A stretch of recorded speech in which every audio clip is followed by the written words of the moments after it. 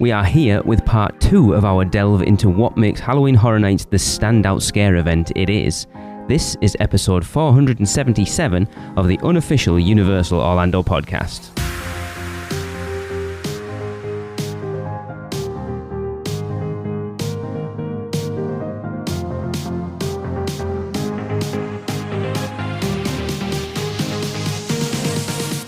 Welcome back, everyone. Before we get started in this episode, if you haven't listened to part 1 of this series, then please go and do so before listening to this one. It is episode 475 of the unofficial Universal Orlando podcast. Now, before we get into the meat of this show, let me refresh your memories of who my 7 guests are. Hey, this is Harry from Freaks of Halloween Horror Nights. Hi, I'm Kenneth. I am one of the co-hosts of the Rush of Fear podcast. Hi, my name is Hunter Fagan. I am the current lead host of the Catacombs of Halloween Horror Nights over on the 2.0 version of that. Hi guys, I'm Maddie from the Rush of Fear podcast. Hi everybody, my name is Johnny Bronto. I run hauntScene.com out of Orlando, Florida. Hello everybody, I am Michelle from Mouse Muggle Travel Company and the Rush of Fear podcast. Hello, my name is Sean. I live in Central Florida, and I'm part of the team that runs the Horror Night Nightmares account. Now you've had your memories refreshed of my guests, let's get into it.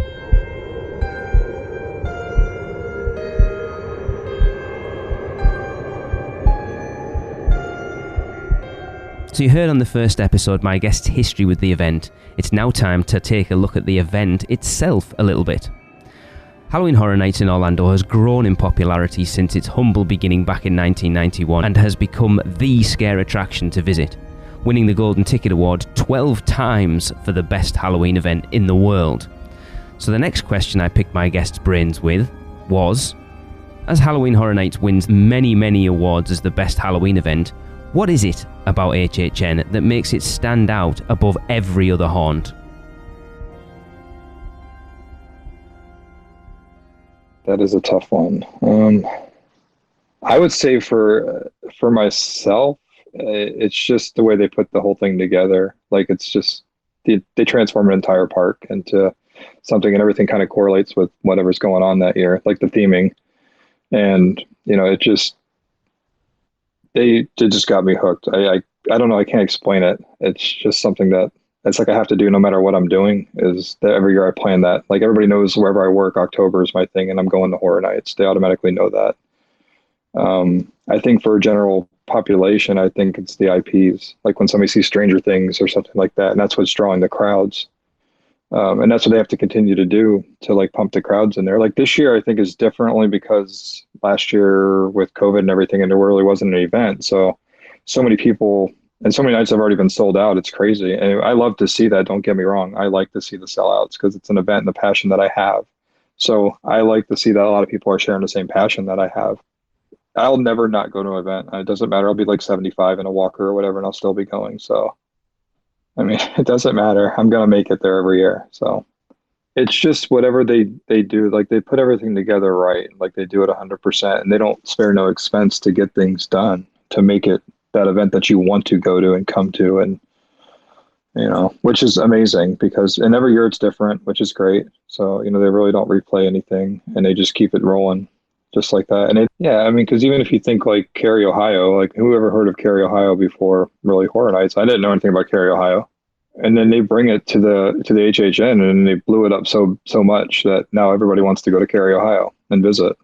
It's like little things like that, the little things they bring to it. And then they keep it going throughout the years. There's always some way they connect like every year to something. And they bring things the fans want to see. To me, I think it's the level of budget that Universal is able to provide the event and the scale at which they do it.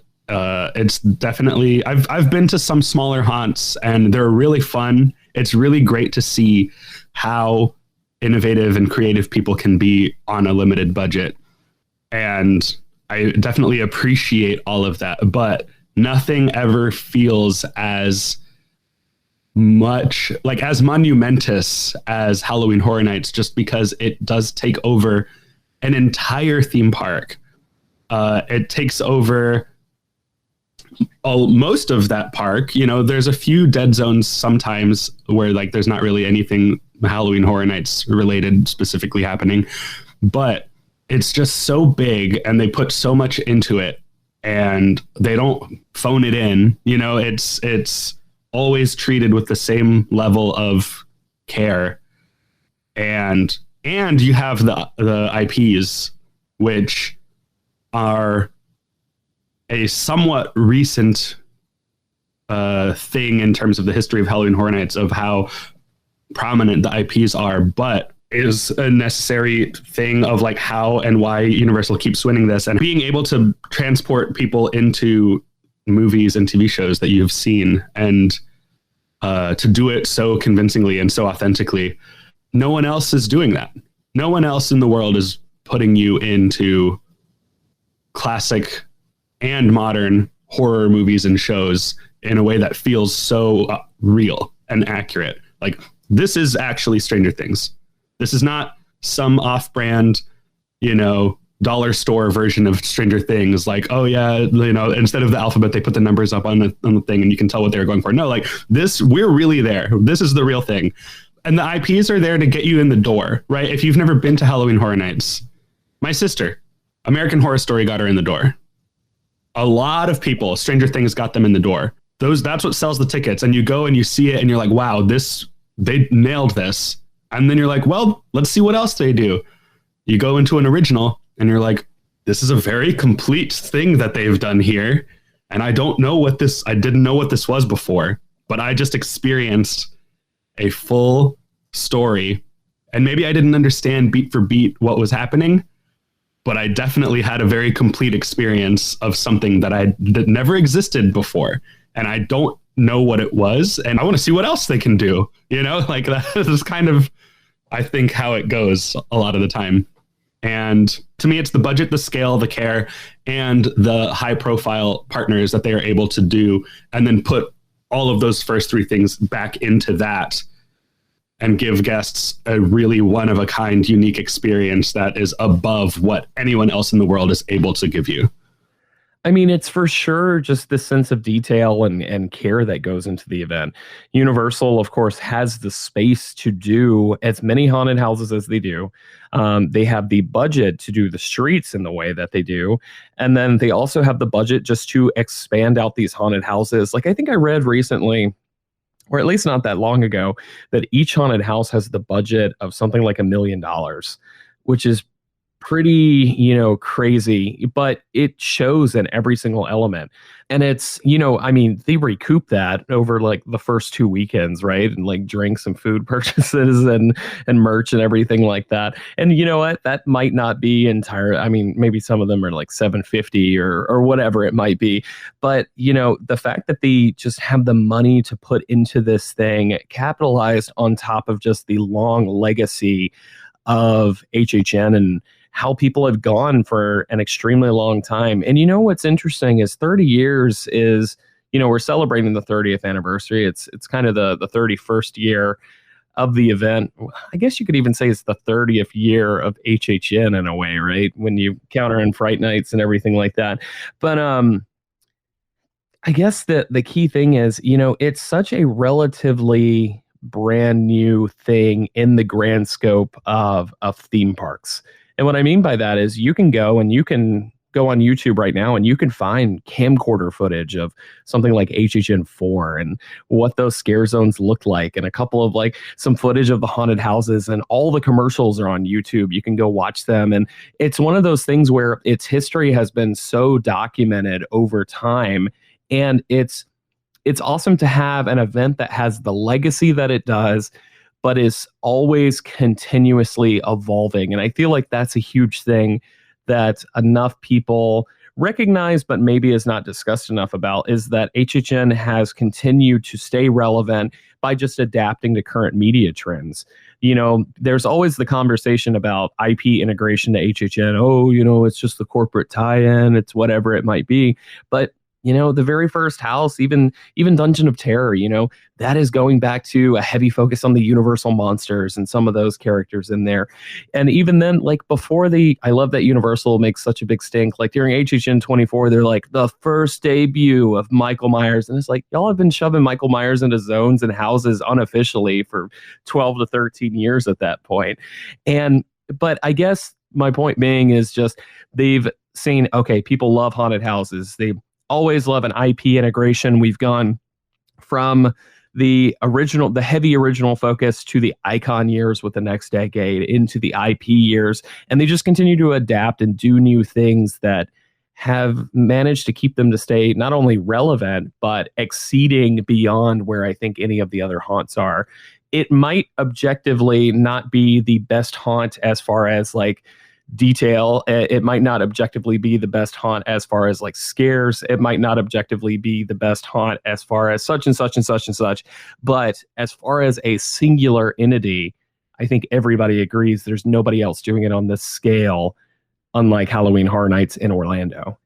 To my last comment on this question is the scare actors that work Halloween Horror Nights in particular are pretty much all not only theme park fans, but they are diehard HHN fans who understand their role and their legacy is going to go down for literally hundreds of thousands of people for the rest of their lives. That one interaction is going to be the one dude who he's only going to one HHN night this year, but that interaction he has with the Ice Cream Man and Vamp 55 is something he's going to talk about every single Halloween for the next 20 to 30 years, Like I said before, I do think that the financial situation of Universal does definitely help make this event a lot more grand than others. Now, other haunts do amazing things. Like, I've never been to Hallowscream, but I've seen pictures, I've seen videos, I've heard my friends talk about it. And like, they do incredible things. They have incredible like original ideas, but like once again, I really think what makes HHN stand out is the fan community.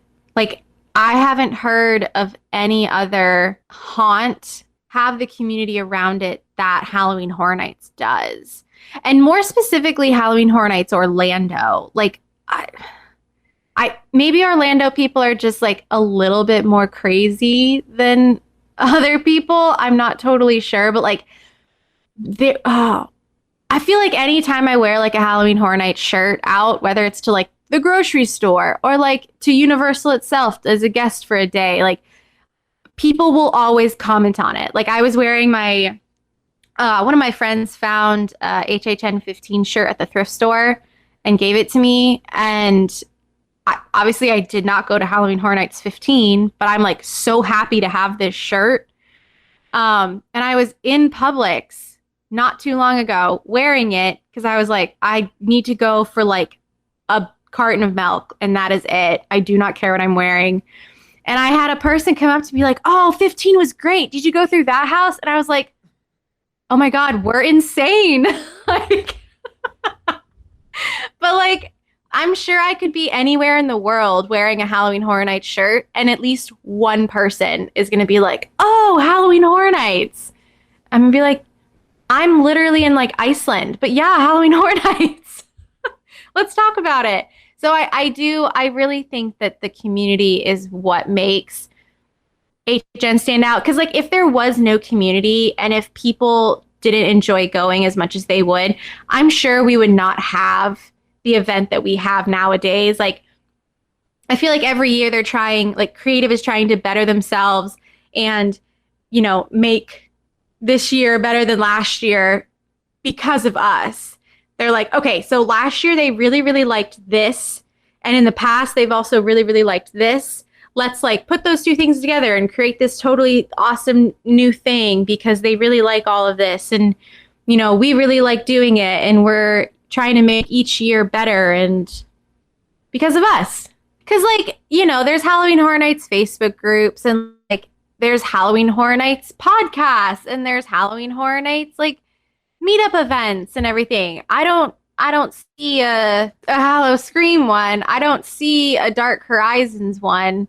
Like, it's not, but like at the same time, like, why isn't there? Like, what is it about Horror Nights specifically? Like, a haunted house is a haunted house. You're going to walk through, you're going to get scared no matter what. But is it our history? Is it our storylines? Is it our characters? Is it our, like, obviously, like I said, like, money does play a huge part in it. Like, Universal has money to spend. We freaking had Robosaurus. Like, what, if we want something, we're most likely going to get it. As far as like licensing goes, like, that is obviously going to be a bit harder. But like, if we want giant fishmen on stilts, we're going to get giant fishmen on stilts. Like, it's for a Dark Horizons, that's obviously going to be a lot harder. They're going to try their best to make it look the best it is, but it's probably going to be like a plastic fish head on some wooden stilts. Like, there's that huge financial difference, unfortunately, between Halloween Horror Nights and other events. Doesn't mean that other events are not as good and that they don't do the same thing as us, but like, I think we just have that little bit of a higher ground with like where our event is and, that kind of thing. And we're lucky, but we also have a creative team that is the best in the world, and they have these ridiculous ideas that turn into these fantastic houses that people will talk about forever. Like, Jack the Clown was just an idea, and now he's like the biggest theme park icon next to probably Mickey Mouse, which is so weird to think about, but yeah. I think what makes Halloween Horror Nights stand out and win all these awards is just the sheer passion and the creativity. Universal could very well just take in a formula and just pump out the same thing every year, but the event is constantly evolving, getting bigger, adding different things, and really Universal does a good job about having something for everybody. And because they have an entire playground, an entire park to work with, that's not something that a lot of other places can compete with. So I think that passion, that creativity, that wanting, that understanding that part of that formula is to grow and evolve every year, I think that is what Universal does. That is the best. I don't foresee Universal ever taking a year off or resting on their laurels if they can help it. And I think that's one of the reasons why. It's just it evolves. They get new people in every once in a while, but they all have that same passion for the really true fans of the event that not only follow the event itself, but follow the people of the event. It gives you something to connect to, because a Mike Aiello or a Patrick Braillard or whoever, they tend to be a little bit more accessible. Like, they're human beings that you can root for. And I know that it takes a village, and there are thousands and thousands of people that make Halloween Horror Nights happen, but it is really nice when you can see those figureheads and you have access to them. And that's why Halloween Horror Nights it wins all these awards. So I haven't really been to a ton of other haunts, I would, around the world, although that would be amazing. Bucket list for sure, writing it down right now. But locally, especially once Halloween Horror Nights shut down last year, locally, there's some good things, like the haunt nearby where I live, they're allowed to touch you, which is crazy. Didn't like that so much, but just the quality, the consistency with the quality of the event at HHN, the scare actors have to do things a certain way, a certain caliber, they, the set pieces are world class. I mean, some of these things, it feels like you're walking straight through the movie. I mean, I'm a huge Stranger Things fan. And walking through those two houses was like, it brought tears to my eyes almost. I felt like I was in the movie, and it was so incredible. And you can't get that definitely at little local haunts. They just don't have the budget to do that, obviously. And they don't have the money to pay to have rights to IPs and things like that. But they just don't have the money basically to do things of the caliber that Halloween Horror Nights does. It's just so beautiful, from the attention to detail, not just in the houses, but in the scare zones as well. They just go all out with the shows, with the talent that they bring in, with now with the Lagoon show, and the money that they've invested in that is incredible. You just can't find that anywhere else. I will happily look and compare and go and visit other places just to see if they can do it like Universal, but I really doubt they can. I think it's the scale of Horror Nights in particular. It is so massive. And the houses in particular, I think you can only get houses that big and different every year when you have someone like Universal, who's got that movie studio budget, as well as the resources to make like film quality sets that are there, for basically just like a couple months. And then they're torn down, and then new ones are built, the following year. And I love that when you enter like a sound stage, which is also a whole beast in itself, you never know what you're going to see. You could walk in there and there might be a huge castle with a wicked witch flying above you. It could be a sunken riverboat with some bushman trying to get you, or it could be like a spaceship. You never fully know. And each house is like a work of art that's been built to last for years, but ultimately goes away when the event closes, a month later, and only to be replaced by something completely different, but just as grand. And I wish there was a way we could like preserve these and put them somewhere. But I mean, I would like a museum of facades. I would love just to go from like the castle to the ship, work my way through. I would love that. But yeah, for me, the reason I think people love it so much is, even if you're like me and don't get scared, just the scale, it is almost impossible to go to Horror Nights, especially for your first time, and not have a moment where you just kind of stand there and go like, wow, that is impressive. And I've done houses elsewhere. They have, some of them have great, sets and beautiful facades, but I think Universal having the sound stages, which are built for things like movie sets, they can have, a lot more control with lighting and temperature. I remember, they've had a few houses now, like The Thing or like Winter's Night back in the day, where the snow is falling, and the second you walk in there, the temperature drops like 20 degrees and it's freezing and the snow is falling. And, if it's like Body Collectors, you got the thunder flashing, and, and it really puts you in that place and time.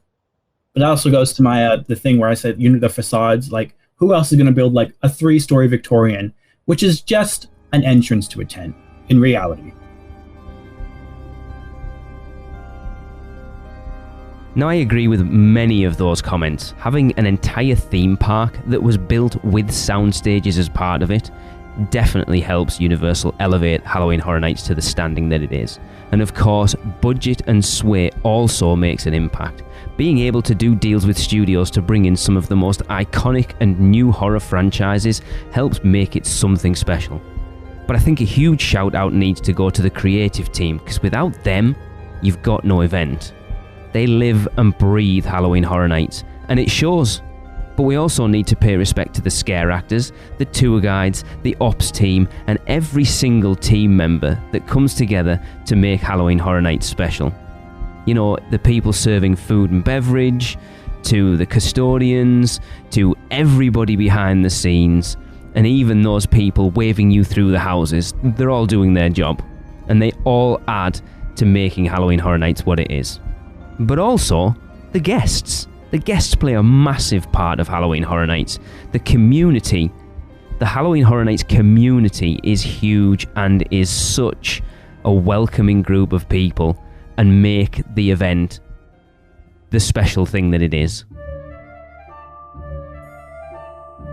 Have you taken a stroll down Diagon Alley and visited Gringotts Bank? Taken a ride through New York with Jimmy Fallon?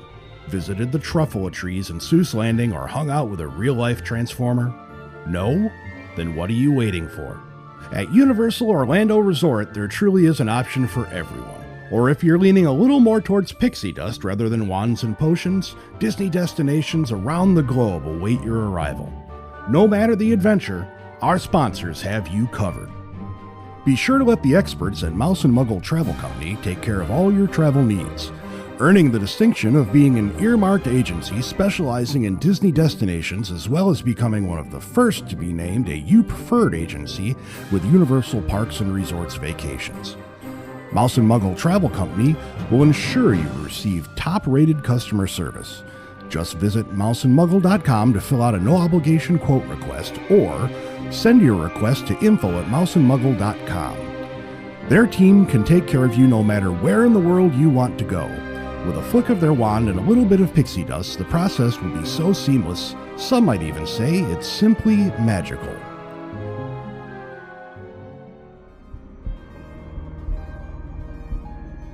So, now we know why it's so highly regarded. Now, a theme park can't rest on its laurels, and Universal never does. And the same goes for Halloween Horror Nights.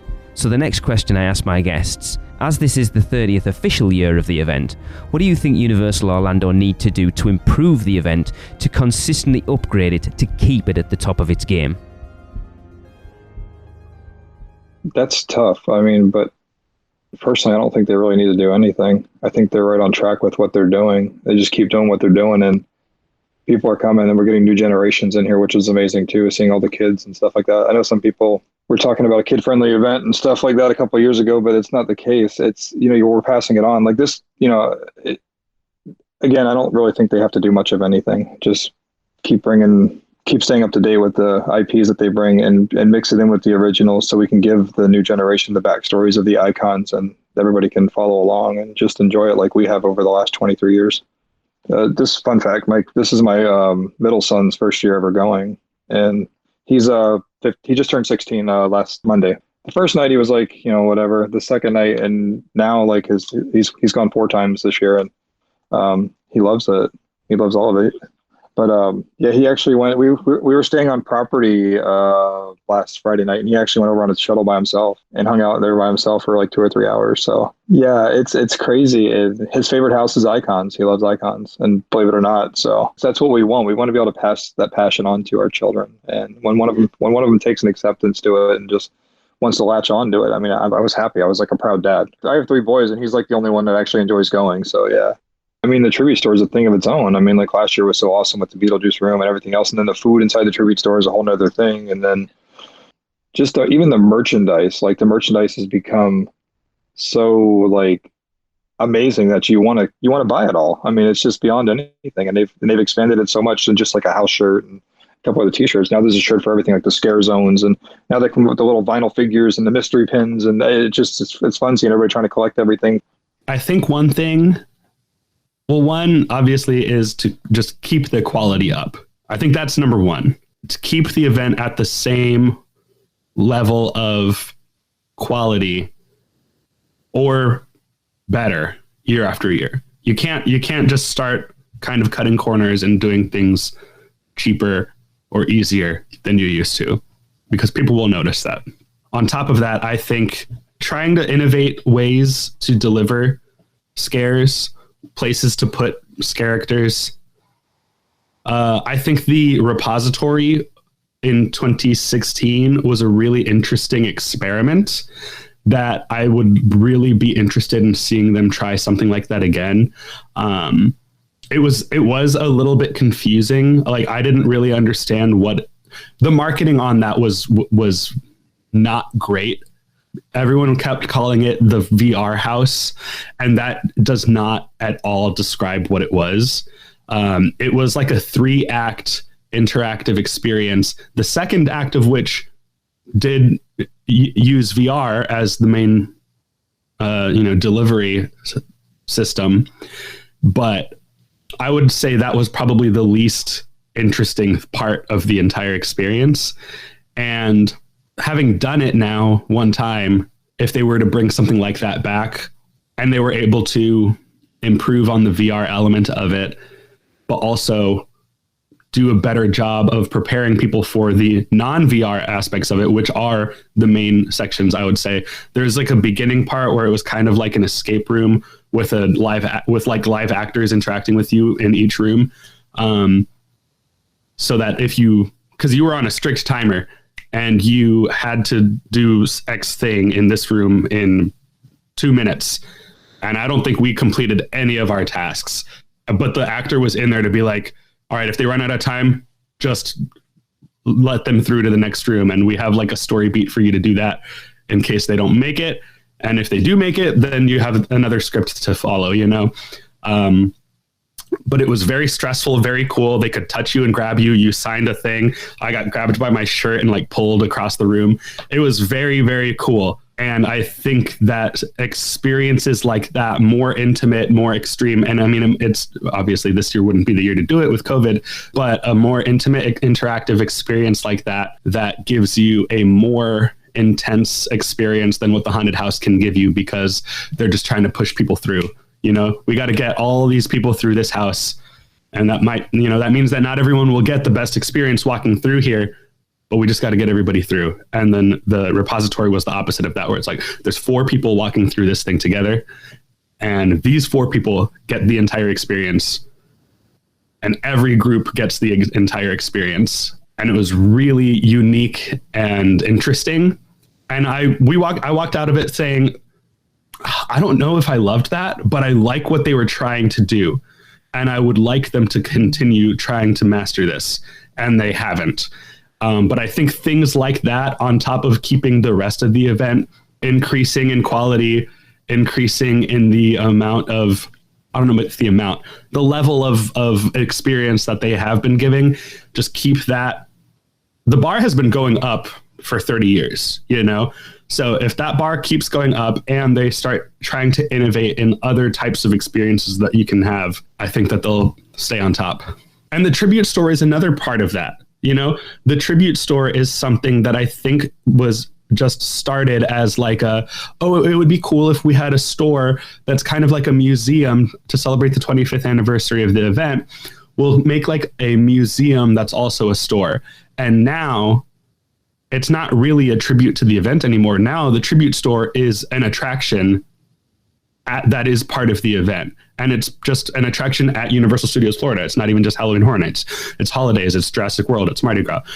So these kinds of things, I feel like Universal keeps like stumbling into like things that they're like, well, let's try this. And then everyone's like, this is amazing. And they're like, oh, okay, well, let's see how we can make this better. And we've seen over the past 5 years, the tribute store go from like, let's see if people like this. Oh yeah, they really like this.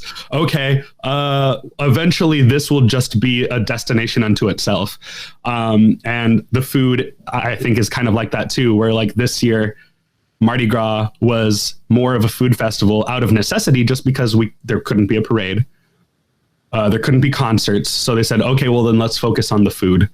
And man, that really worked. And that has continued through the summer, and now it clearly is going to be a big part of Halloween Horror Nights. And yeah, I feel like Universal just keeps accidentally finding these gold mines of like, oh, this is something that wasn't here. And nobody necessarily was missing it before, but now that they've experienced it, it's like, oh, this is really, really great. And we should focus on how we can make this even better. And these IP branded food booths in Horror Nights is like a stroke of genius that I never would have thought of, you know, like to have the barbecue restaurant from Texas Chainsaw Massacre as a food booth. You can go get barbecue from the place and like be eating people, I guess, kind of. Like, it's genius. And I feel like I've already seen people like looking at the ones that are less IP related, and it's just like gray bricks, and they're like, what IP is this? Which one uses gray bricks? And I'm like, guys, there were never IP themed food booths before. And now we're like nitpicking the ones that aren't IP based. It's like, no, like the IP ones are like, it's not even icing on top of the cake. It's like they put an entire second cake on top of an already amazing cake. And like the ones that are not IP branded are just that first cake. And then you know,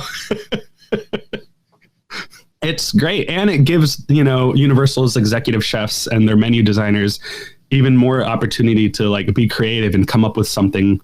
You know, find the next butterbeer, but you own it. It's all yours. So you don't have to give any of that money to anybody else, you know? Like I think the key thing is going to be not only utilizing things that people are excited for, like, you know, the Netflix partnership has been documented extremely well and has been very, very successful for HHN. It's going to be a combination of continuing to do what they've always done with partnerships with IPs and everything like that. But I also think we're heading back into the years of HHN more than anything being its own brand. I think that Halloween Horror Nights now carries a bigger...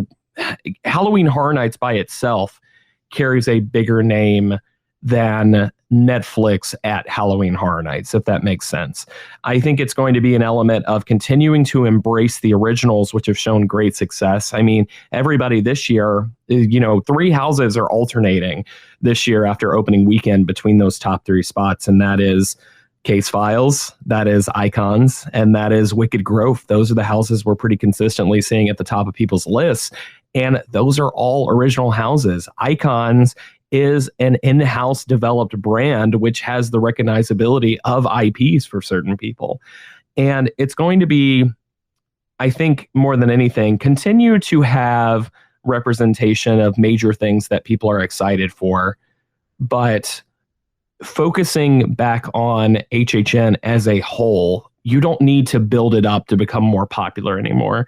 It skyrocketed with The Walking Dead. It reached another pedestal with American Horror Story, another level with Stranger Things, and now with HHN 30, I think we're seeing the tide start to shift a little bit where Halloween Horror Nights is its thing, and that's all it needs to be. Another thing that they're doing that's very smart too is they're doing these IP houses that are done in an original way, and I think like that's a huge part of it as well, because you're appealing to both audiences now instead of just being a straight up adaptation of an American Horror Story or The Exorcist or something like that. You're spinning things, and we kind of saw that happen with Poltergeist. I feel kind of was like the turning point, and then you are still getting those literal translations with like your Stranger Things and things, but I would say even Haunting of Hill House is, it was always going to be a little bit of a stretch to adapt that just as far as like a normal series into what it is, but taking that and changing things to being an original execution using IP characters, you're kind of getting the best of both worlds for your entire audience. And we're actually even seeing that with Texas Chainsaw this year too. It's back for the 3rd time, so spinning it a little bit was great.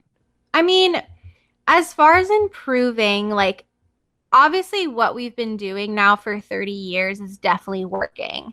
Multiple houses, multiple scare zones, 1 to 2 shows, different food each year, like different stories, things like that. So I think like as far as improving the actual like structure of the event, I think they're doing great.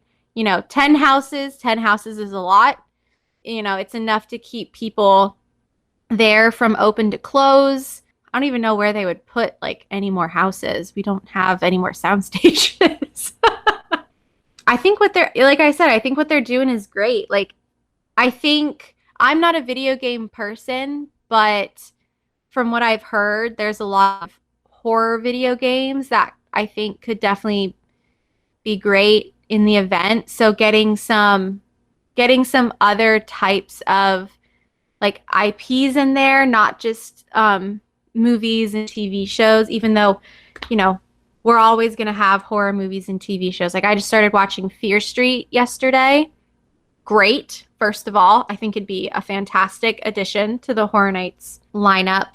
Yeah, I don't know. I think just keeping the balance between originals and IPs is probably the biggest thing that, because like you don't want to have, in my personal opinion, I don't think they should have more IPs than originals and vice versa. I think that like the set 5-5 is great. Because like we always want to see the original ideas that creative brings to us because they rarely fail. Like they're pretty great. They're pretty great. But it's also, like I said earlier, it's so fun to be able to walk through, like as a fan of Stranger Things, like it was amazing to be able to walk through basically that film set while also getting scared. Like it's for me, that's like the perfect marriage of like IP horror. Like, so fun.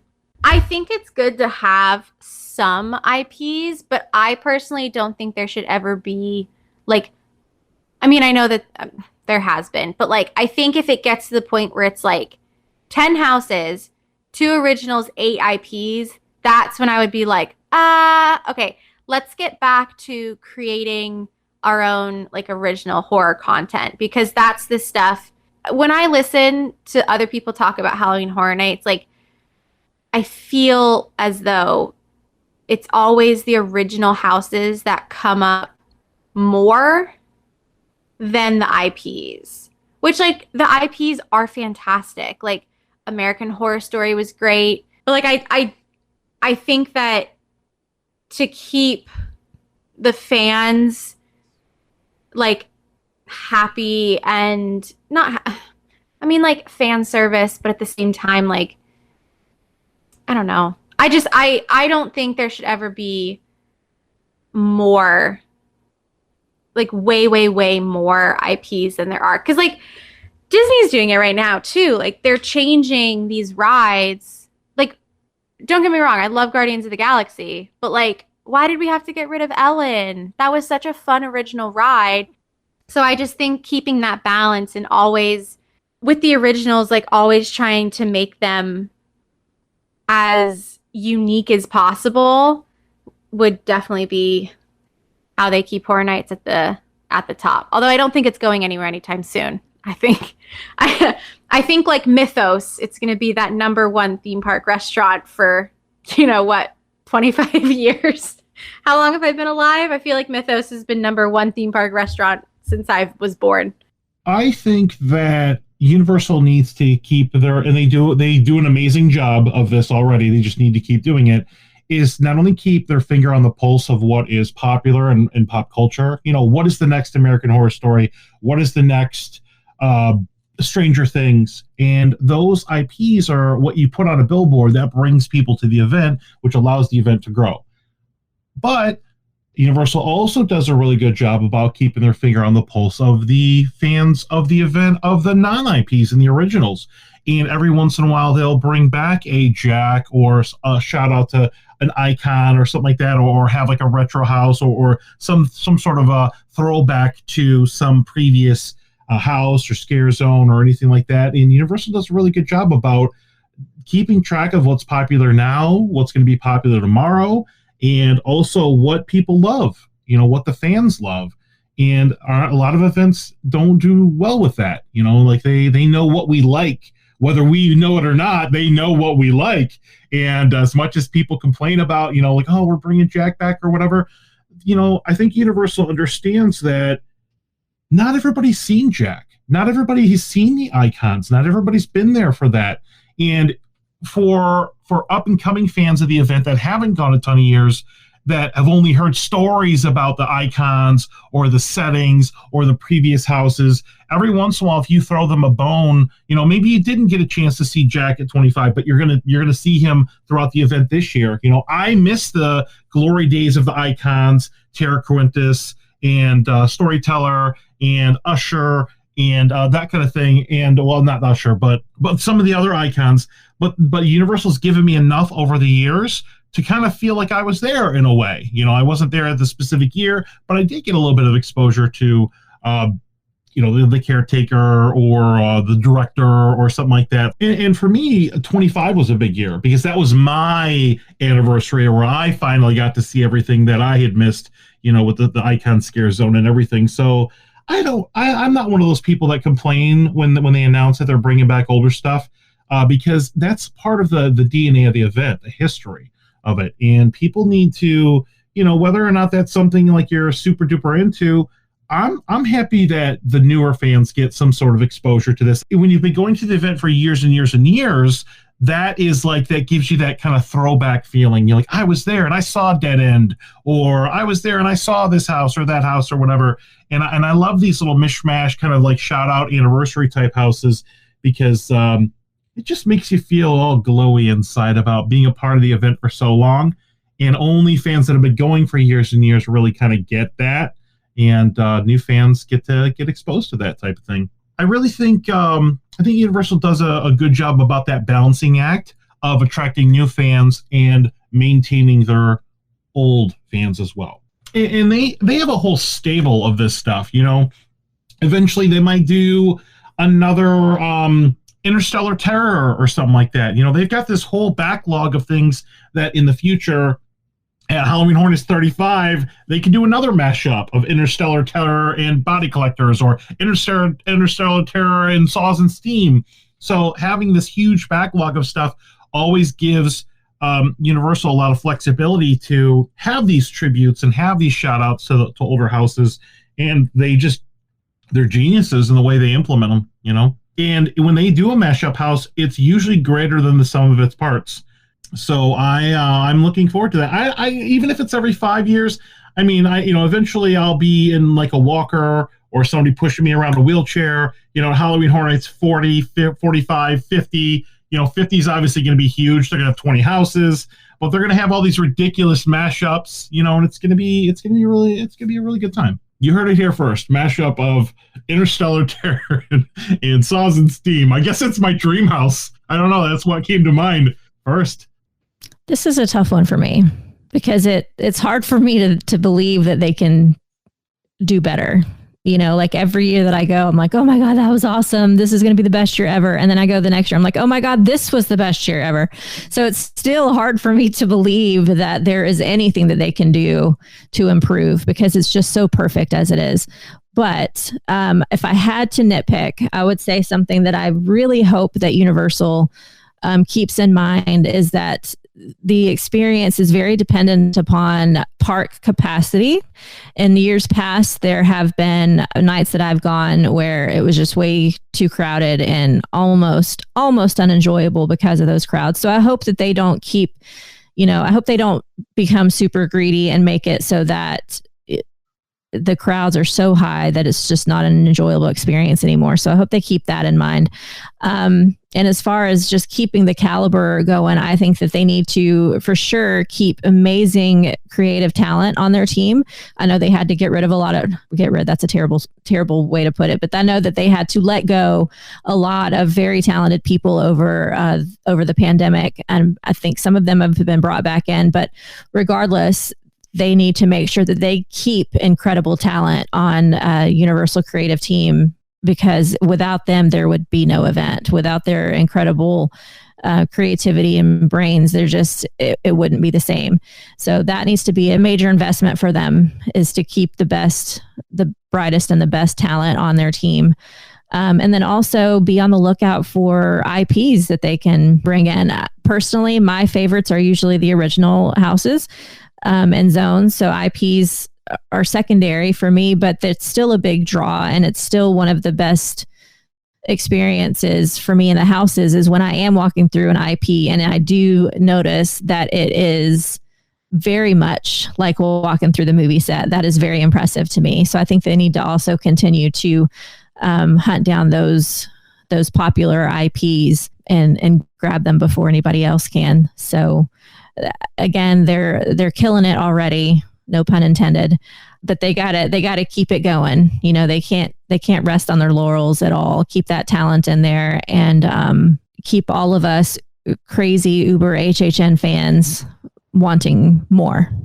Two things straight away. The first one are the type of scares.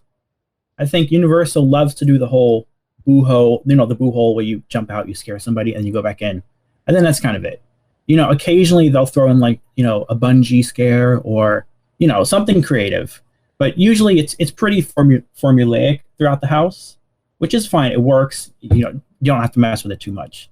But I think, especially if you look at smaller haunts, local haunts around, maybe smaller like permanent haunts around the country, they're getting very creative with their scares.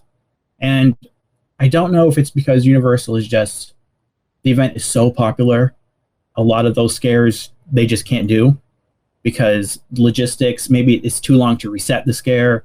Maybe it's, safety for the characters. Like I know a lot of houses like to do things where like they grab at your feet or something from low ground. And I think Universal is just a little too sort of afraid of the lawsuit, if you will. Like, it just takes one person to get scared, and then accidentally kick someone in the head, and then that scare is gone the next day. So I think they need to diversify it up a bit, so people like me who've been going for a long time can actually, get scared in house again. Which, I mean, they do try occasionally, but they don't do it often enough. And the second thing I would say would probably be the diversity in the casting and stuff like that. I know it's something they're aware of, and I know they've already made pretty great strides, especially like recently with things like Vanity Ball, where, they reached out to like the LGBT community and were able to bring those in and those elements. And I know in The Bride of Frankenstein Lives, it's like all the bride characters just aren't all, white Caucasian people. They've mixed it up a bit, and I appreciate that. And I think they need more houses and scare zones that incorporate things like that. Because, Horror Nights has a massive fan base. People of every walks of life and every skin tone, and everybody people love it. And I think people like to see themselves represented in the event in some way. And I don't think everyone has had that chance. I think Vanity Ball is the perfect example. The amount of people that still rave about Vanity Ball, not because it was particularly like an amazing scare zone or a scary scare zone, but because they were able to see people like themselves up on a stage and present in a light where it was like, look, you're part of our family too. We love you. And I think that's a great thing to have. And I think they should have more of it in the future.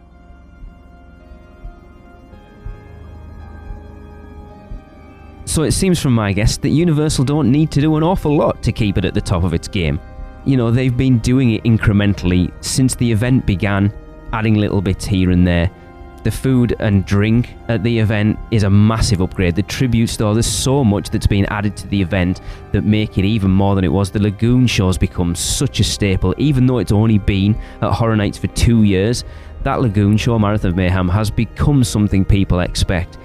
A huge show that isn't Bill and Ted fans, has become a huge part of the event. Now, could they include more houses, more scare zones, more food?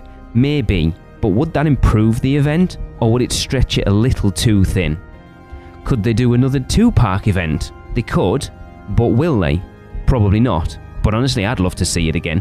One of my biggest things they need to improve on, or at least try to look at improving, and I'm sure it's a lot of other people's as well, is crowd levels and dealing with those horrendous wait times for houses. Somehow they've got to manage those wait times, because we've seen houses with 180-minute wait, and people will wait it, but it gets to a point where that's at the detriment of people's experiences, and not everyone can afford a $150 express pass or a $300 RIP tour. So they could look at doing something with that. I don't know, but they could. They could look at pulsing the houses to ease off the much maligned conga lines. But again, I don't know how they could figure that out without impacting the capacity and the wait times for the houses. But that's not my job. Hopefully it's something they are constantly assessing, and we'll continue to monitor the situation, and I have every faith that they will do something eventually. But going back to my guests specifically now, and looking at their history with the event next.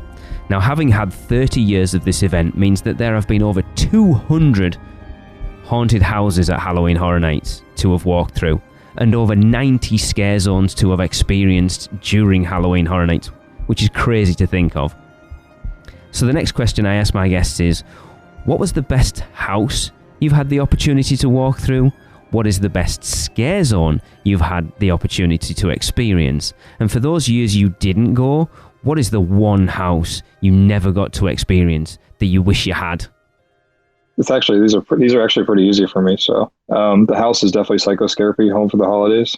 It's just and Krampus is there too. I love a Christmas themed horror thing. It's just so cool because when you combine holidays like that, it's amazing. So and there's a lot of good houses, don't get me wrong, along the way. It's hard to remember back, like way back to the very beginning. Like, I mean, obviously going back 23 years, my memory doesn't remember some of the houses walking through. So I have to, and there's not really much footage for them either out there anywhere to even look at it. So, but yeah, that was definitely one of my favorites for sure. And my favorite top of the line is that Psychoscary with Krampus, like right there. And then as far as the scare zone goes, I'm going to say Killer Clowns. Growing up, like watching that movie when I was 7, yeah, it always held a special place with me, like the movie itself. So being able to walk to that scare zone and interact with those clowns and have them the way they were, it was just so interesting and so much fun. Like I said, it's the most time I've ever spent in any scare zone was that one. It definitely shocks people when I say that. I'm trying to think to the couple of years before what was actually there. I guess what was like one of the first year was the Dungeon of Terror. That would be probably one I would love to have seen, just to see how much it really has changed since then, you know. And I guess People Under Stairs would be another one I'd want to see. For favorite house, that is tough.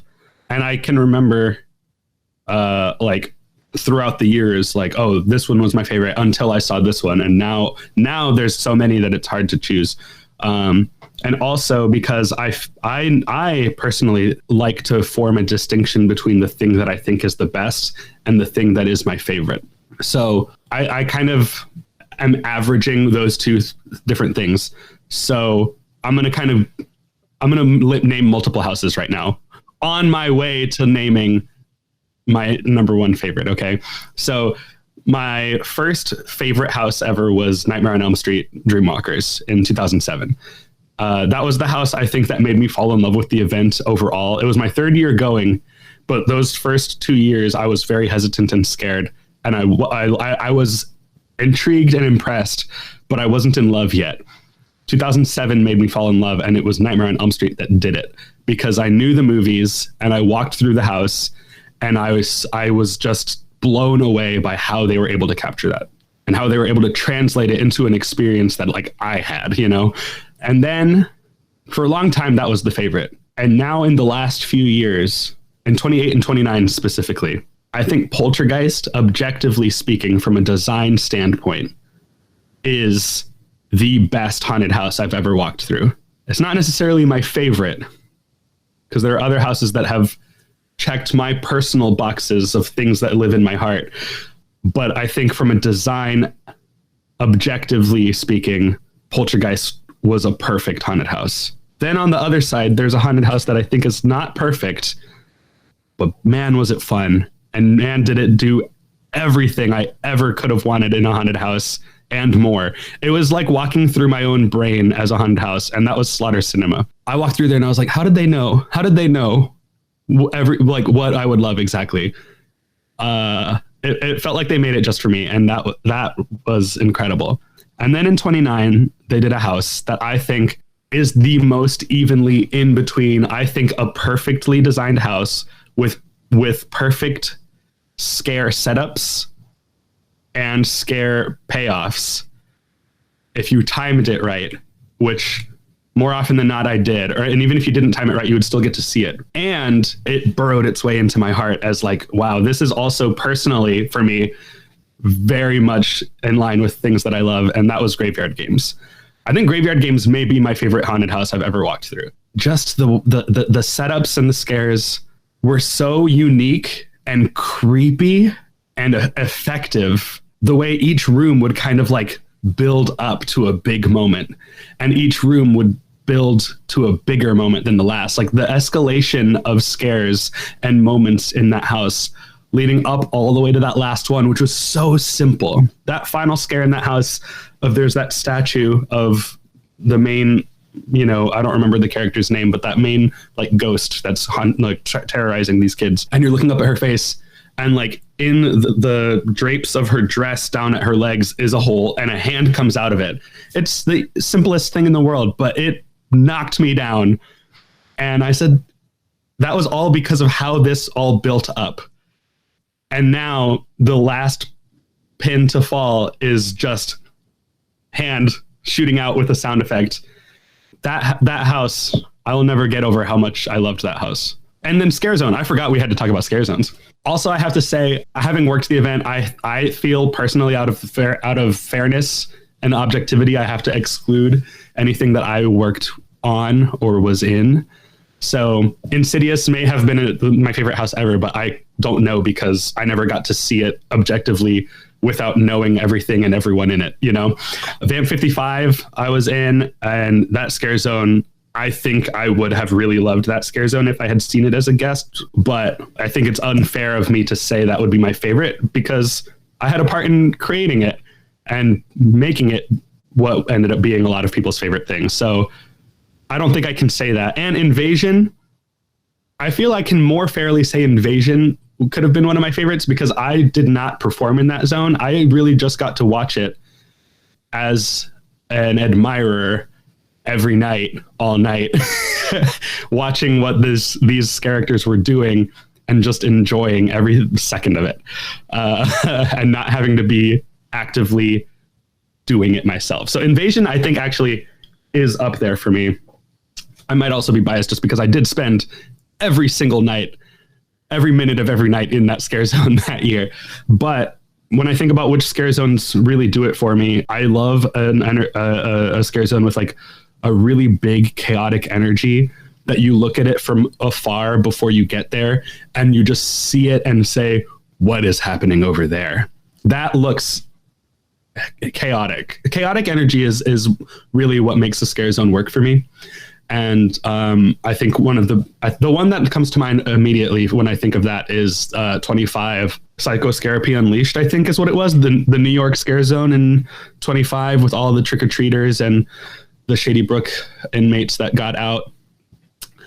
I didn't get to spend very much time in that zone, but just everything about it it's everything that I love about Halloween Horror Nights and everything that I love about scare zones. It's fun. It's a party atmosphere. It's chaotic. There's lights. Like the atmosphere extends up to the rooftops of the zone. There is something happening everywhere you look, everywhere you go. Yeah, I think that's probably my favorite zone. And Invasion, I'm going to give Invasion an honorable mention. And then house I never got to see that I would love to see would probably be either Maximum Carnage or the original Halloween from 24 or Dollhouse of the Damned, which was next door to Halloween. Those 24 houses, Halloween and Dollhouse, are two that everyone always talks about. And that was a year before I started working. And just, circumstances in my life made it, I only got to go one night that year. And so I think I only did maybe like 2 or 3 houses in 24. So I missed Halloween, missed Dollhouse. And by all accounts, those were 2 of the best houses that have ever been at the event. And Maximum Carnage, just because it's a Marvel Comics haunted house that was maybe not authorized.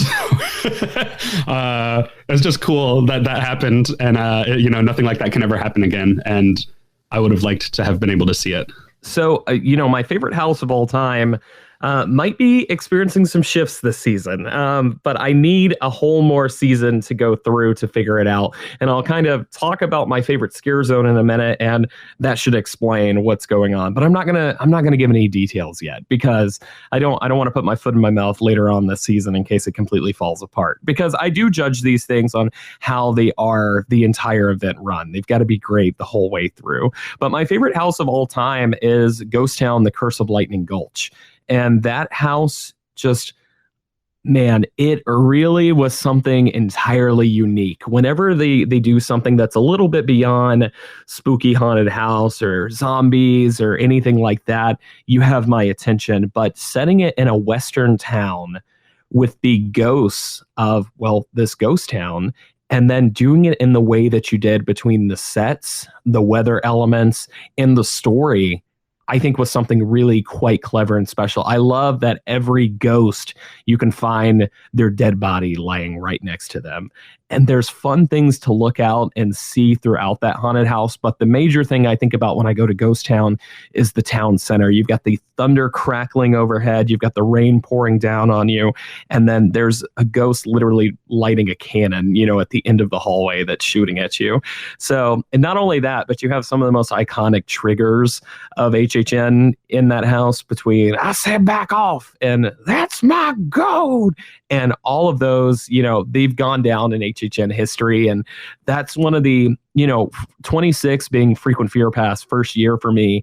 That was one that I was able to revisit over and over and over again. And it's held on even with strong competition from things like Universal Monsters during 29. My scare zone is going to 27, so the year after, and that is we're heading over to Central Park because that is where Trick or Treat was. And Trick or Treat is just, if you know me, I love traditional Halloween. Trick or Treat is a movie that I've always liked and have come to love just as it's become part of my Halloween rotation. And there's something about trick-or-treaters in Central Park with the pumpkin lights, that general orange overtone, going around knocking on doors, and their various interactions with people that work so well for me. And the house wasn't as good as the zone, but it was always going to be an uphill battle because you're not having those individualized experiences that you would in the scare zone. And so that's pretty clearly my favorite scare zone so far. It's really hard to imagine something ramping up from that. However, actually the Terra Cruentes zone in Central Park is actually really exceptional this year. And then yeah, it's tough because the original houses will sometimes get a callback. We've seen that happen during the 20 Years house. We saw it happen during Monsters and Mayhem. We've got Scary this year. But what doesn't often come back is the IPs. And I would just love a chance to go through A Cabin in the Woods. It's probably my favorite modern horror film. I love that it twists things on its head. And I like that it's basically two mazes in one. You've got the cabin inside element, which is very funny because I believe it was in the same soundstage or right next to The Evil Dead. So you've kind of played out that element 2 times that year. But going in, seeing the cabin, encountering the Buckners and everything like that, and then going into the sci-fi underground, that awesome elevator scene, and even the cubicles, which have Jack the Clown and the Caretaker in them, which I think is a fun little fact. But yeah, it's just, if you're going to bring back an IP, it's way out of its relevancy right now. However, it's a really good one, and I would love to see it. Okay. So, favorite house I've ever been to. It makes me so... there are so many. Okay, I'm going to be bad. I'm going to split it up. My favorite IP house I've ever been through, I think, was...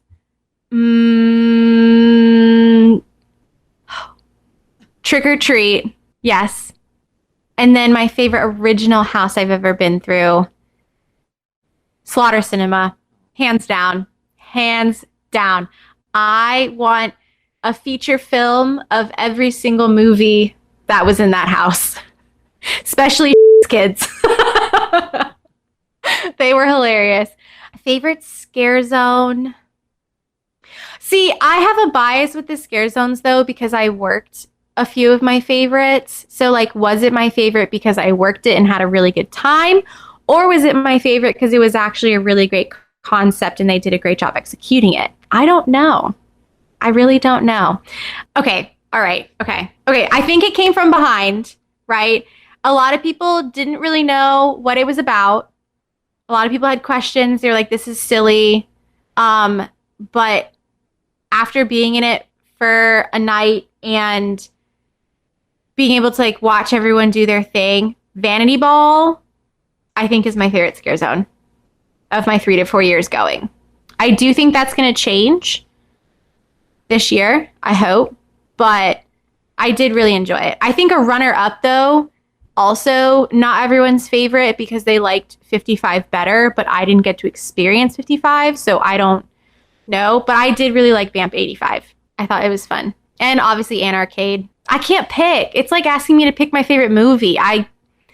There are so many. A house that I never got to go through, though, that I would have loved. Houses that I always hear people talk about are... You know what was also a really good house? Side tangent. Carnival Graveyard.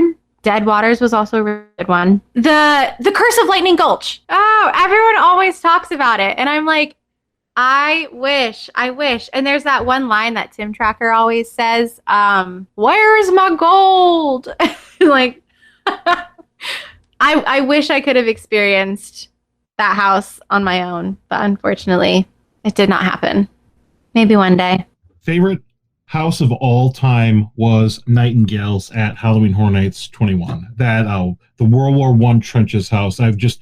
That absolutely blew my mind. I love that house so much. I know they did the Gladiator sequel, which was okay, but the World War I trenches house was my all-time favorite house. It's just the look and scale of that house was just amazing. Favorite scare zone? Oh man, there's so many to pick from. I think from a connection in a falling in love with the event, I think Vamp 55 was probably my favorite scare zone. I could sit. I usually find like a bench or something to sit on just to watch a scare zone, and I like to people watch in scare zones to just kind of absorb, take a break. But Vamp 55, I think I spent so much time on one of those benches and just watching. And the characters and the interactions and the ambience and the music and everything. I'm pretty sure Sarah Smotherman put me in detention on one of those benches for like an entire weekend or something like that. So it was just really, really neat. And I met a lot of really cool people through that scare zone. And that was one of my favorites of all time. As far as a house that I never got to see, yeah, you hear so many. I think the SS Fritanic. I think that would be the house. Just with the dual run of that particular house, I think I would have really liked to see that.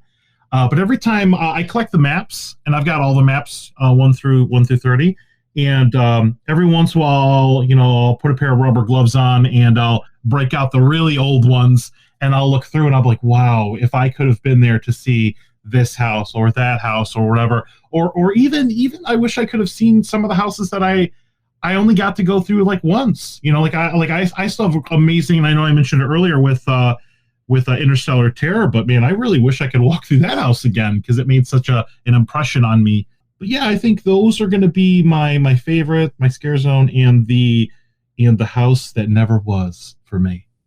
Oh, right. So this actually was not a toughie for me. At least not yet. Maybe ask me again in 5 or 10 years and it might get tougher. But because I've only been going for 5 years, there was one house that really just sticks out in my mind and actually like makes me have emotions every time I think about it. It's probably not one that anybody would think of, honestly. I didn't hear a whole lot of chatter about this house, but for me, it was amazing. So in the year 27, HHN 27, The Fallen is actually my favorite house. I went through that house. I had my daughter Audrey with me, and I just remember that being such a beautifully scary house. I was able to halfway keep my eyes open for the most part. And there was this moment that it was just like kismet because I actually had my eyes open at the right time and it was amazing. So towards the end of the house, there's this big, dark black, a huge angel that comes flying down from the ceiling right at you. So the angel's kind of up in the shadows. You don't see that she's up there. And then she just swoops down. Of course, she's harnessed in like she's flying. So she just swoops down right into your face. And I had my eyes open. It was towards the end of the night. So we weren't really getting shoved through super fast like you are towards the beginning of the night. So we were able to actually kind of be there for that moment. And I just remember thinking, oh my God, that was incredible. That was so, it scared me. I did duck a little bit and scream, but then I was like, that was beautiful. I just couldn't even believe that they took the time and the money to invest in that one scare aspect, not just from the harness aspect of it, but like the beauty of the costuming and the huge wings this character had on. It was just like, it blew my mind. And that has never left that experience has never left my mind or my body. So anytime anybody asks me about any of my favorite experiences at Halloween Horror Nights, that's definitely one of them. So I would have to say so far that is my favorite house because none of the other houses have made me have that reaction like that one did. And then as far as scare zones go, I'm going to have to go back to HHN 25. And I don't know if this is because, again, that was one of my first experiences with HHN, or if, it's because I have a little bit of a love for Disney too. I don't know. But Scary Tales Scream Punk, I think, is going to have to be my favorite scare zone so far. Seeing Snow White walk around with that apple and that bloody mouth, and that was super cool. So having the Mouse and the Muggle, so that was year 25. So Robin and I were there together. And it was just kind of perfect that we were there for this quote unquote Disney-ish scare zone experience. And it was super cool. We spent a lot of time in that scare zone, and the costumes were absolutely incredible. The scare actors did an amazing job interacting with all of the guests, including us. It was very cool. I wish they would do something like that again, because it was awesome. And then I had to go back through all of the different years, of course, to see what was offered for a house that I wish that I could have experienced. And honestly, after our interview, after our Rush of Fear interview, which we sat down with Julie Zimmerman, who is the mother of Halloween Horror Nights. Recently, we interviewed her and kind of got her perspective on those first few years of HHN, when that was really her creation, her baby. She had the best memories of all of that than anybody else, obviously, because social media and digital cameras and things like that weren't a thing back then.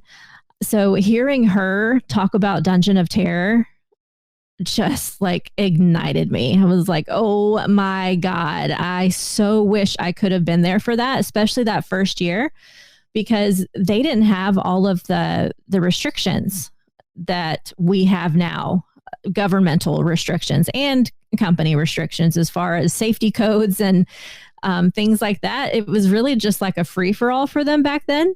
They got away with a lot of stuff that they couldn't do now. And so hearing her talk about Dungeon of Terror and the things that they were able to get away with, she said the characters didn't really touch. That was not a thing, but she described this moment. Of course, Dungeon of Terror was in the Jaws queue. And she described this moment where the people were walking over like a bridge type deal where there's water next to them. And they actually had a scare actor in the water, like in a dive suit under the water, that would come up out of the water like a water monster and scare people literally from the water. I was like, what? That would literally make me crap my pants if that happened. So, they just can't do stuff like that anymore. So being able to be a part of that experience with, no holds barred would be amazing. So I'd have to say Dungeons of Terror year one. First of all, I want to tell you that you're a terrible person for asking fans this question. Okay? This has kept me up at night. I have changed this answer so many times. But for my favorite house, it comes down to two, and one of them, honorable mention, is 25 Years of Monsters of Mayhem. But I was like, I'm sure someone else is going to say that. So my other one is actually The Forsaken from HHN 21, which that house, it was something special. It was beautiful. It was unique. It had a lot of good effects that they had never done before. It was a great house for they were trying new things in that house that they hadn't done before. It was the first house with the tilted walkway. That was the first time they did that. There was a section where there was just rain was coming down, water spraying on you, and then they had wind blasting at you because it was supposed to be a hurricane outside. And it's one of the few houses where the facade was actually in the middle of the house instead of the front of the house. So that was fun. But yeah, The Forsaken, I'm going to say that's my favorite house. Monsters and Mayhem is probably my favorite house. But like I said, I'm sure it's probably one of the most popular answers out there. Everyone's like, oh, I love that house. Oh, because it had everything in it. So people love it. But I like The Forsaken because I think it was Universal trying something new, trying to branch out, do something different. And it doesn't always work. But in this particular case, I think it worked very well. And the fact that it came back in 25 years, I think, says something. Scare zones. Okay, this was another hard one as well. I'm going to say the schoolhouse from 2008. Yes, it was a ripoff of, Trick or Treat. But you know what? They didn't have the rights to Trick or Treat, so they did their own thing with it. I love that scare zone. I love the little schoolhouse they built with the little Weatherman with like the headless horseman on it, I think it was, and the school bell ringing. And it was also the first time they put the jack-o'-lanterns in the trees in Central Park, which I think has become sort of something. It's not a staple every year, but it's something people always talk about, and they get so excited when it comes back. But yeah, I mean, yeah, I love that. I love that. Plus, you could walk through the schoolhouse. It was like a tiny little mini haunted house.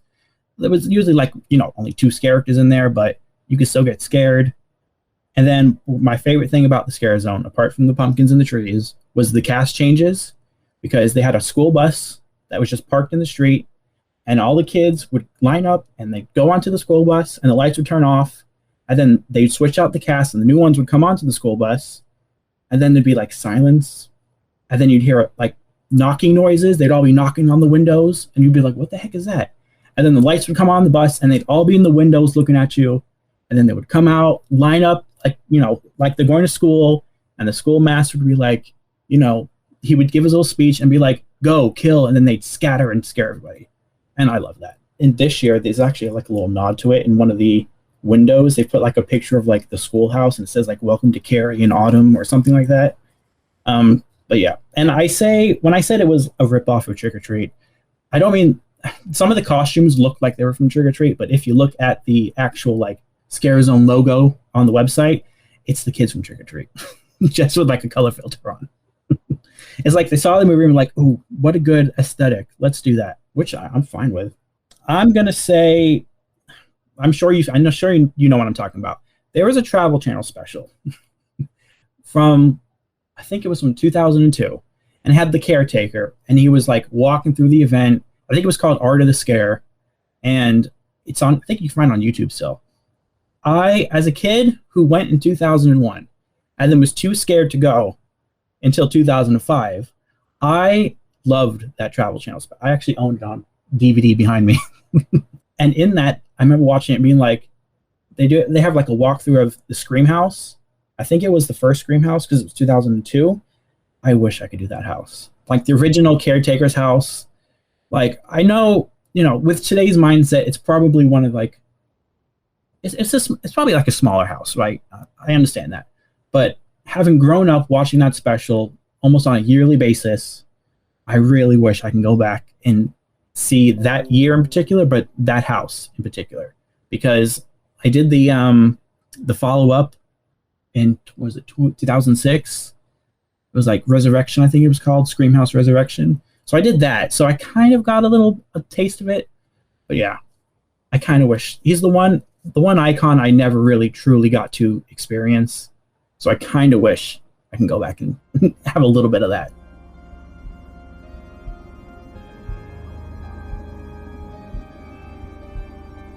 We're just about at the end of another UUOP podcast documentary, and having delved into Halloween Horror Nights, I hope it's given you something to think about and helps you appreciate the event even more. And if you haven't been, maybe this series has changed your mind. Maybe you might take the step to visit next time. But as those of you who have visited, you know what Halloween Horror Nights is all about and how much it means to you. It means so much to so many people. For me, it means I'm with my podcast family in my favourite place in the world, getting to walk through some of the most elaborate themed haunt walkthroughs built anywhere. Just being able to forget about daily life and immerse yourself in one of the greatest events in the world. So the last thing I asked my guests to do was tell me what Halloween Horror Nights means to them. Everything.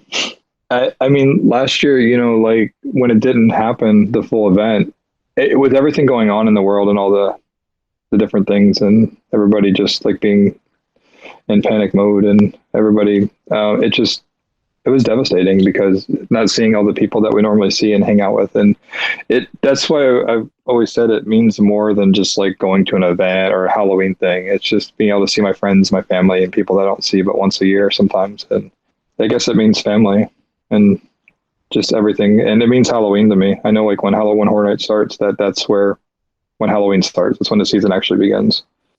That's a complicated question. That has changed throughout the years. From my like high school years when I would go 2 nights, I would usually go, my birthday's at the end of September. So the event used to start right around my birthday every year. So I would go right at the beginning for my birthday. And then I would go again later in the season whenever like school would have a Friday night or a Friday off.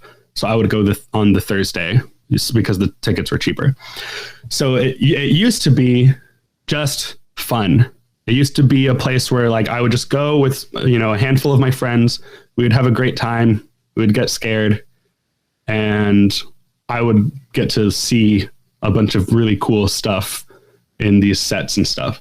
And now after having had a closer, I've been inside the event, I've worked as part of it. And so many of like my most valuable relationships and friendships now in my life have come from Halloween Horror Nights. My castmates in my, various locations where I have been, and even outside of that, just other people in the Halloween Horror Nights community. I mean, I'm in the band that I'm in now because of connections made through the Horror Nights community. And at this stage of my life, like that, this band I'm in is like the most important thing to me that I've ever been a part of. It's like the most passionate thing I've ever worked on, or the thing I've ever worked on that I feel most passionately about. And like, I, am going to do everything I can to make this my entire life. And Halloween Horror Nights in an indirect way is the reason why I'm doing this. It's how I was introduced to my bandmates. All my bandmates pretty much. So it's hard to boil it down, but yeah, Halloween Horror Nights to me means everything. I mean, everything that I value outside of like, family and like, really fundamental things like that. All of the family I've made in my, mid to late 20s, and now I'm 30, has kind of come from Halloween Horror Nights. And yeah, it's kind of incredible, like how this event can touch so many lives in so many different ways. Halloween Horror Nights means to me my favorite time of year, to be perfectly honest. It is the one time a year where all these wonderful people that I've met, whether they're working the event, attending the event, or just discussing the event online because they can't make it, we kind of all come together and put aside the bullshit of the last year and just unite underneath something that makes us happy. And at the end of the day, it's fun to do lists, it's fun to do rankings, it's fun to do all of that. But the fact that we can all unite underneath the umbrella of Halloween Horror Nights as a whole, and I might see people that I haven't seen in 2 years, 3 years, or, it's been a year since I've had a chance to see them. It's the feeling of community for me more than anything.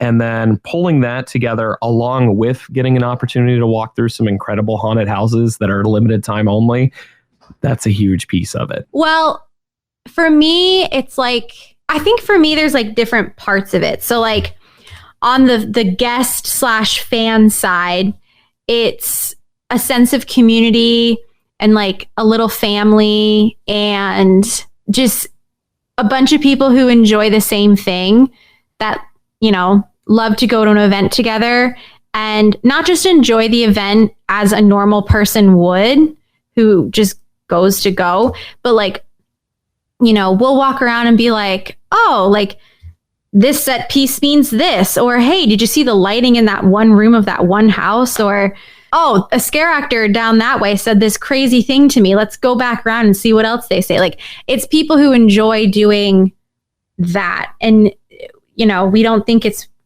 well, I mean, other people would probably think it's weird, but like, we don't think it's weird because it's just what we do every day. But on like the other side of it, it's so interesting to see like what creative comes up with and just how elaborate they do it. They don't mess around. Like they're here to give us the best experience possible. And they're like, let's go all out, Let's fill an entire street full of, I don't know, trying to think of like New York. I mean, zombies. Zombies is usually what New York is full of within past years. But it's just such a creative event. And I love that you know, the creative team really gets to put their heart and soul into it. And, you know, when Killer Clowns was brought in, like, that was Mike Aiello's like big, that was his like number one. He was like, I have been trying for so long to get this in, and it's here. And I love that they're able to do that. And then obviously, like, we get to see their creations. I don't know. So it's just, it's a sense of community, a sense of family, and then also just a sense of creative and imagination, which I think is fun. Like, happy times. To me, Halloween Horror Nights has a huge social component to it. It is a community. It is an amazing place that brings people together. And I look at it like a spooky family reunion, because there are a lot of my friends that I met through Horror Nights, and sometimes I only see them at Horror Nights. And we get an opportunity to all hang out as friends, because it's something that unites us all. We all love the event. And there isn't a lot of that in the world these days. You know, something that brings us all together. And that's what I look forward to. Like, I know the houses and scare zones and merch and food options and shows are going to be great. But to me, what means more is I have an opportunity to go out and hang out with my friends and see them and talk about the event leading up to it, hang out with them at the event, connect with them after the event.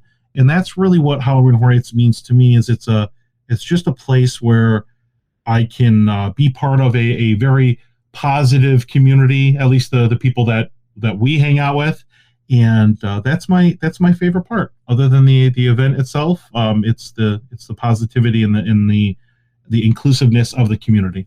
To me, Halloween Horror Nights means so many different things. It has brought so many awesome, amazing people into my life and continues to every year.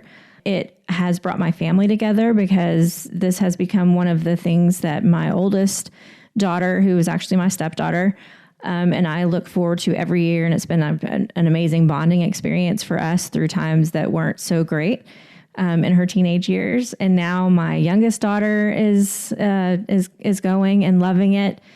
So I can see that relationship growing throughout, you know, the rest of my life as well. My wife now loves it. So it's just an awesome experience for my family, who normally has a rough time going together, all four of us, to theme park activities. But this is something that we all love together. And then just the friendships that have formed because of Halloween Horror Nights and a shared passion for the event is just, it's immeasurable. It's amazing, the people that I've met through this event and attending this event, and the fun that we have together and the memories that we make. It just means so much to me. I will always go to this event. I will always be drawn to people who love the spooky and who love haunts. And this is the best one out there. So it will always be a part of my life, one that I cherish and always will. It's going to be a very popular answer, I know, but HHN to me can be summed up in one word, and that's just family. It's essentially just one massive family reunion every year that just also happens to be like the biggest Halloween party ever. So there's just people having drinks in their blinky cups, eating fun food, twisted taters, pizza fries, everywhere you go. You know, you're meeting up with people and you're just casually running into people that you know and maybe haven't seen in a year, or this year, like 2 years, you haven't seen them. And it's just people having, you know, a good time. The music is blasting. People are screaming and laughing. You're people watching. It's just all fun. And it's just always a good night when you're spending it at Halloween Horror Nights. Every time. So there you go. That's going to wrap up our look at Halloween Horror Nights and why it is such a big deal for so many people. We've dug deep into my guests' history with the event and their opinions on the event itself. Feel free to get in touch with us and let us know the answer to all these questions for you. But for now, I want to say a huge thank you to my guests, Harry, Kenneth, Johnny, Maddie, Hunter, Michelle and Sean, for taking the time to come and talk to me. Because you might have heard them for a little bit in these last 2 episodes, I've talked to them a lot putting these episodes together, and it's been awesome connecting to the Halloween Horror Nights community when, let's be honest, this year I can't be there. But I will encourage you all to go and check the guys out. So you can find Harry over at Freaks of HHN, find Johnny at hauntScene.com, find Hunter at the Catacombs of Halloween Horror Nights, you can find Sean at Horror Nights Nightmares, and of course, Kenneth, Maddie and Michelle over our very own Rush of Fear podcast. I also want to say a huge thank you to Jeff over at Burnt Ends for providing the background music you've heard during both of these episodes. Go and check his stuff out. It is awesome. He also provided the intro and outro music for our Rush of Fear podcast.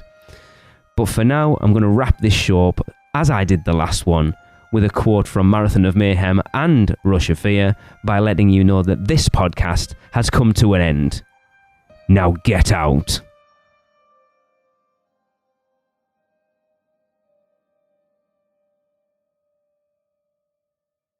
Guess that wraps things up for another unofficial Universal Orlando podcast. You guys did all right. Follow us on Facebook, Instagram, Twitter, YouTube, and Pinterest, keyword UUO Podcast.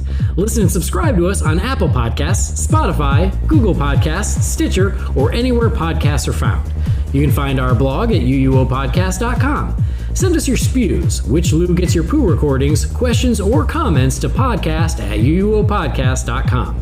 Check out our friends, the Theme Park Duo, and our awesome sponsors, Mouse and Muggle Travel Company. So, until next time, don't give up your day job. Say cheese. See you later.